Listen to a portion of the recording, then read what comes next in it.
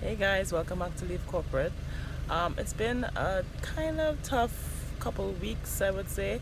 I had a death in the family. It was, my father's cousin, her husband passed away, and they were like always very nice and kind to me. They treated me so well when I was living away. They were like, she was like a second mother to me, kind of thing. So I kind of went up there to support her. Um, for that funeral. And then, yesterday we buried my aunt, my mother's sister, so that was really, really tough as well because, everybody was close to her. She's, has always been very motherly to everyone. So that was, also another blow.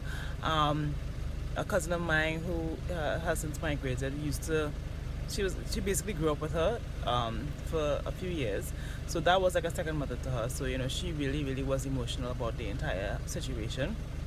And then she kind of read this poem. I guess it was called Dash or whatever. And this is something I tend to speak about a lot too. Even when I was leaving my job, I mentioned, about as long as you are alive today, you're going to have two dates that are for certain: day you're born and day that you die. And it's what happens in between, what happens during that dash, this date, dash, this date, that dash is what defines you.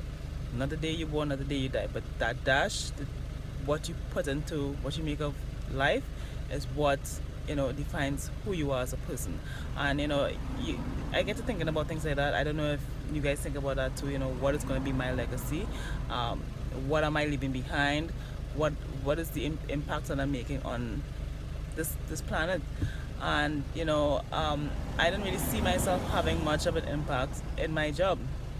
My impact would just be as one of those people helping this machine to make more money. And what about me? Because no matter how much money you make, no matter how big your salary is, you're still gonna be left wanting. I remember reading Wolf of Wall Street, and he basically said even though those guys were making millions and millions of dollars, he always used to keep them a little bit poor so that they would keep coming back to him. So you're making, and you're probably thinking, okay, if you're making like $2 million a month, you should be good. You shouldn't even have to go back to work. But there's a lot of subliminals that happens, right? They tell them, okay, well, you need to buy these expensive cars, you need to do this, you need to do that, and you're trying to keep up with the Joneses or whatever. So you're always going to have to be like, okay, well, I keep needing that salary to maintain the lifestyle that I have. And he said that was a big strategy that he employed when he had his brokers or whatever working under him. He always made sure that he kept them a little bit poor so that they would keep needing to come back to him. And and I think that's why we realize that even though you make so much money and stuff, it's still never enough. It's still you're still at the end of the month saying, okay, I need my salary. And there's a reason for that, because you're trying to keep up, you're trying to maintain a certain lifestyle, and it's never enough until you break the ceiling and you create your own opportunities. And that's really where things lie, creating your own opportunities. And that's really what I'm trying to do, go after. It's not easy. I'm telling you, it's not an easy road, but I know if I didn't make this step, I would have regretted it. And then you've seen a lot of things, you're hearing all these things about people in the prime of their life passing away, getting massive stroke, massive heart attack, and they're stressed. This corporate life thing is really, really stressful. So you had to make up your mind if you want to be in it. If you're going to be in it, be all in. If you don't, it doesn't make sense being half in and half out. And I was almost completely out, so I had to leave, right?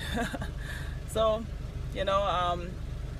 I wanted to make mention of that, having that dash in your life, and you are really the one who's gonna define what that means for your life. You're gonna have a date that you're born and a date that you die, but what happens in between. Make the best of this life, because there's only one life we are living, and that's the only life that we have. I'm sure there are a lot of people who wanted to prolong their life, right? Like the ancient Egyptians, they probably mummified themselves, so in the hopes that they will come back, but they're dead. They didn't come back. We just found the bodies and they're dead. So they find such a time that they're gonna come back, you have one life, so let's make the best of it. Till the next time, bye.